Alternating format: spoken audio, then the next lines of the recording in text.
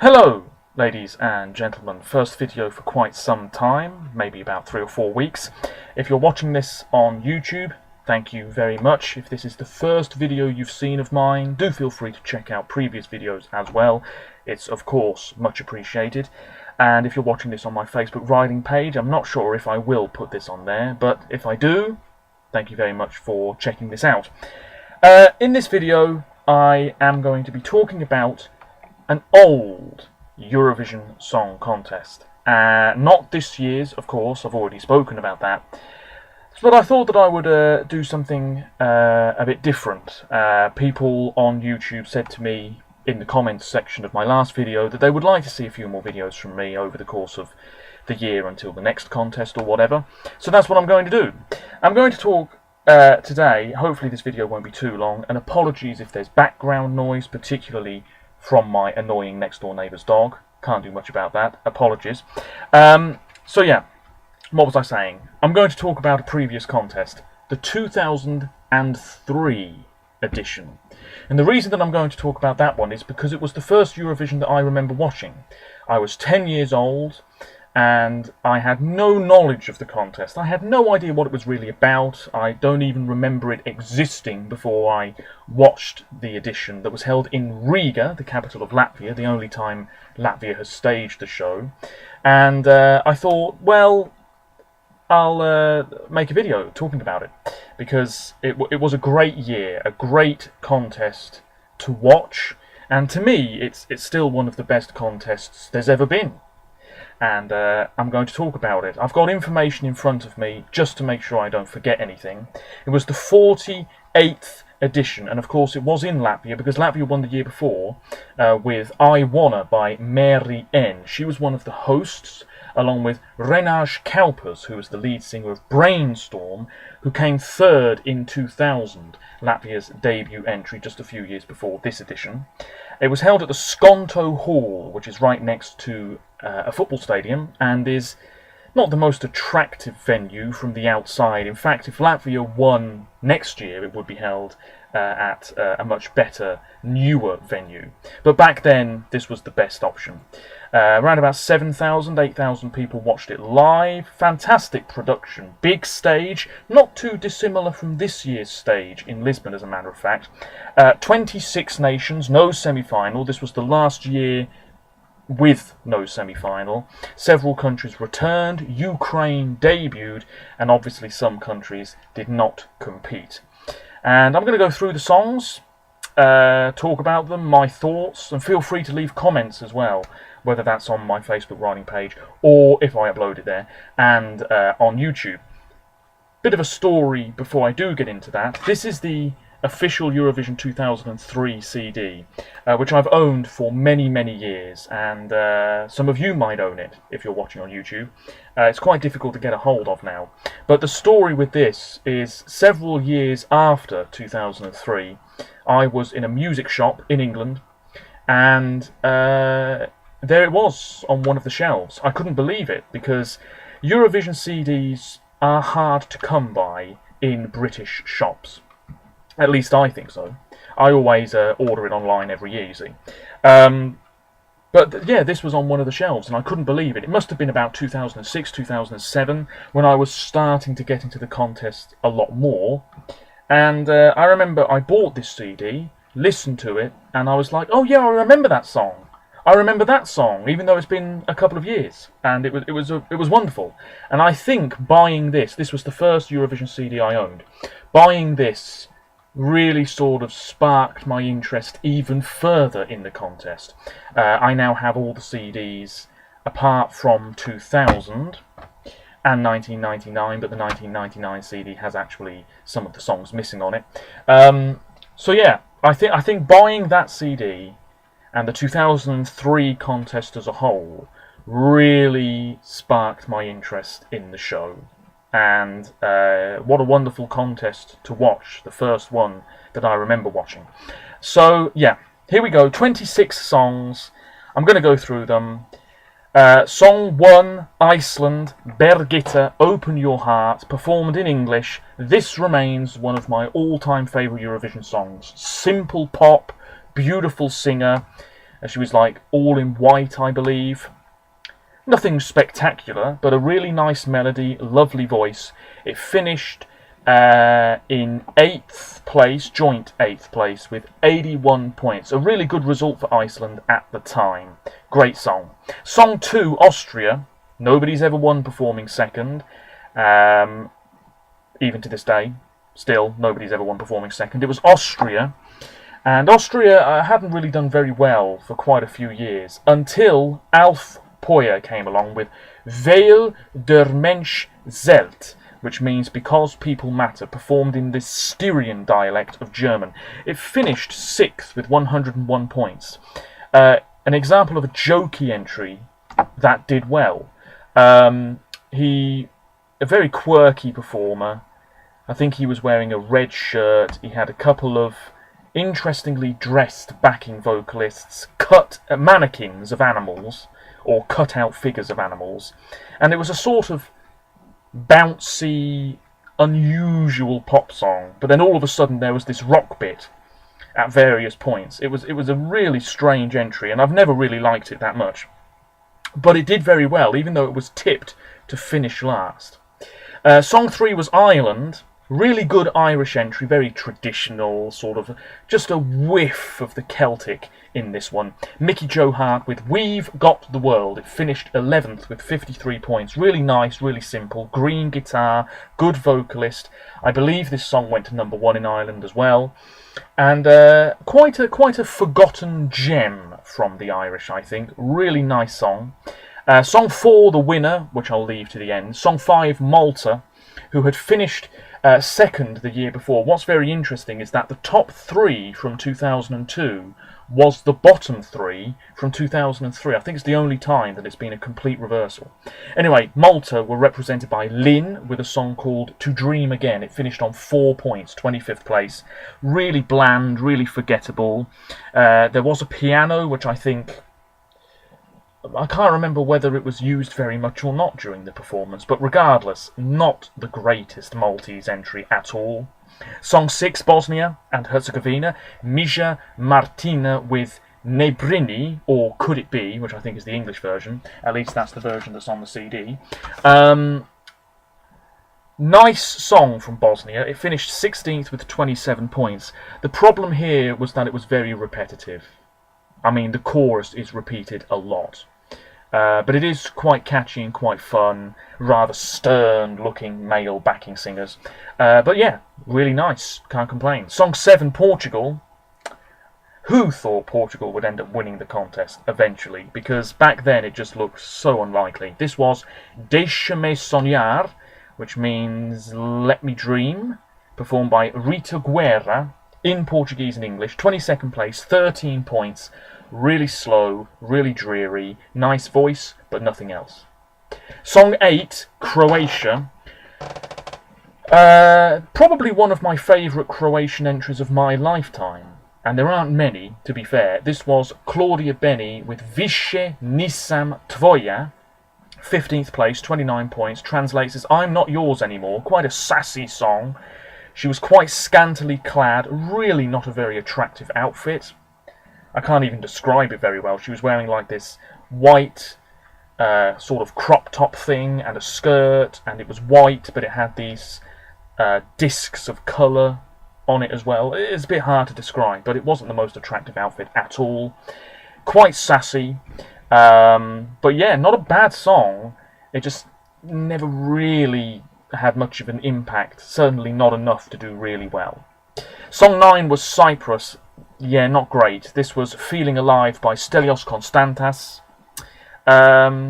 Nice melody, but really, really nothing special. 20th place, 15 points, 12 of which I think were from Greece. Yes. Then we have Germany. This was Lou with Let's Get Happy. Orange-haired, very colourful performance, very interestingly dressed backing singers / dancers. Very catchy, very fun.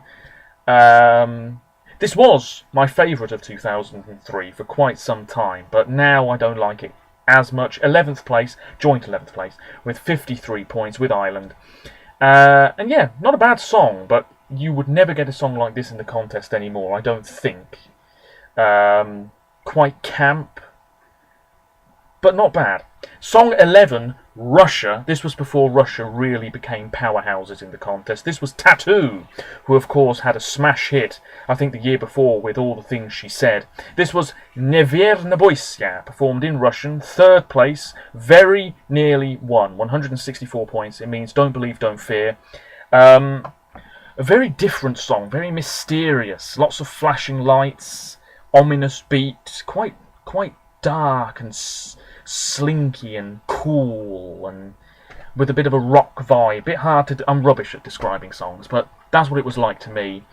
And it was booed. It was booed. Tattoo had caused a bit of controversy in rehearsals. I think they turned up late, and I think people thought they weren't taking the contest very seriously. But regardless, Russia, not a bad song in 2003, it has to be said. I don't think it should have won, and obviously it didn't. But not bad. Not bad. Vocally, it could have been a lot stronger. But there we are. Then we have Spain. Really great entry from Spain. How I wish they sent more songs like this these days. This was Beth with Dime, which means tell me, I think. Yes. Very Spanish. That's the only way I can describe it. Very sexy, very sultry.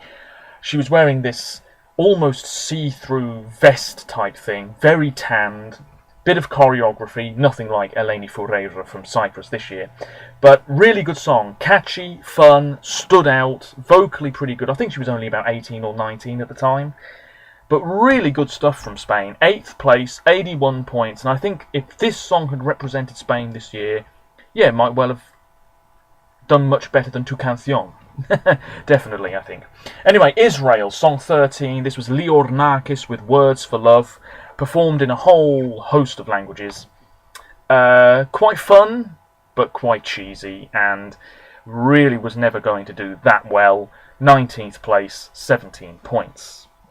Then we have the Netherlands, really good underrated song, Esther Hart with One More Night, 13th place, which I think is a little harsh. I think it should have finished a few places higher. 45 points. Really good pop song. Great voice. Not much else to say. Then we have the United Kingdom. Oh boy. The United Kingdom, song 15, Gemini, who were complete unknowns at the time in Britain and are still complete unknowns because they've done nothing since. Crybaby, yes, 26th place, null point. Terry Wogan, our commentator at the time, who passed away a few years ago, said it was post-Iraq backlash. What a load of balderdash, I think that is. The song was just simply so poor and so cheap and rather dated, even for 2003. The female in the group was wearing this very short red dress. Pretty much her backside was on show. The guy looked like he'd just stepped out of a nightclub. It was just really weak. It wasn't very strong at all. Visually, it didn't look great. Apparently their in-ear things weren't working brilliantly, but even so, it was off. And I don't think it should have had null point. I don't think it was the worst song of 2003, but it's certainly one of the worst songs that the UK's ever sent. And definitely, I think it was a sign that we were no longer one of these really great, strong nations in the contest every year, because since 2003, we haven't done that well. But yeah, null point. Not too surprising, I guess. Then we have Ukraine, debut entry, Alexander Ponomaryov with Hasta la Vista, See You Later. Performed in English, very sort of deep, classical voice.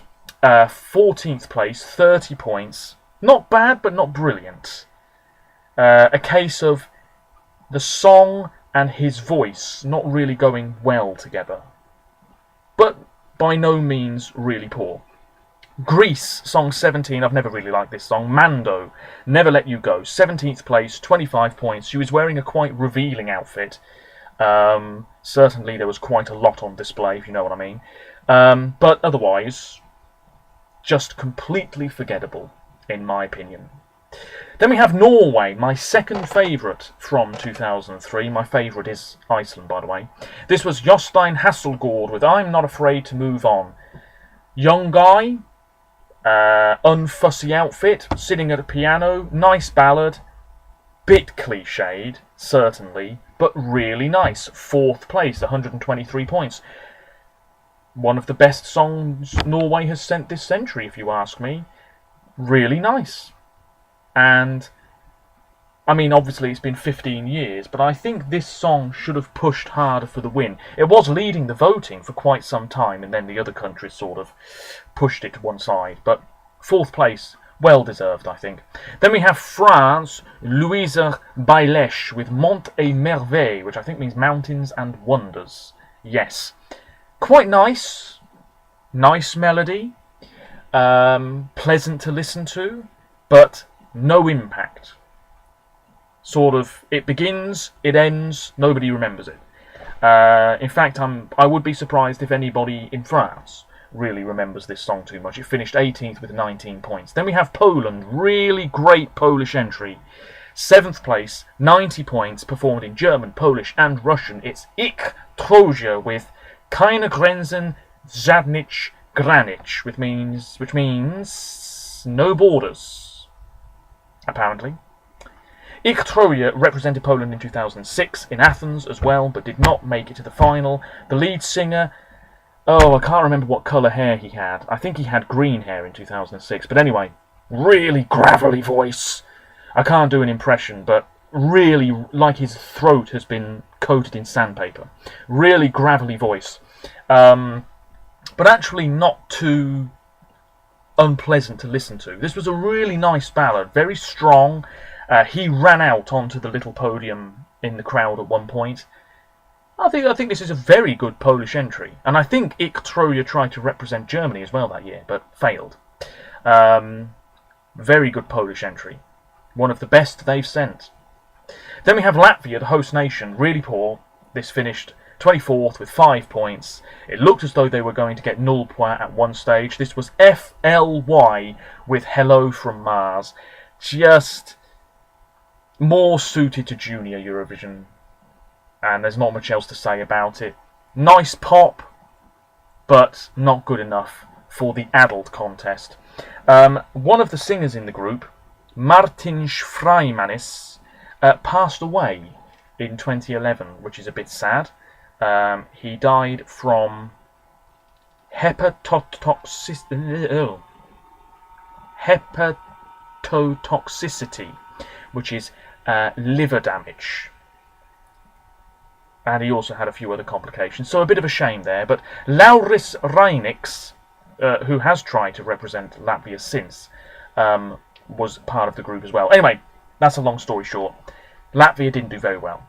Belgium, Song 22, this came second, 165 points. 3 away from winning. This was Sanomi, performed in an imaginary language. I think it was the first ever Eurovision song in an imaginary language, performed by Urban Trad.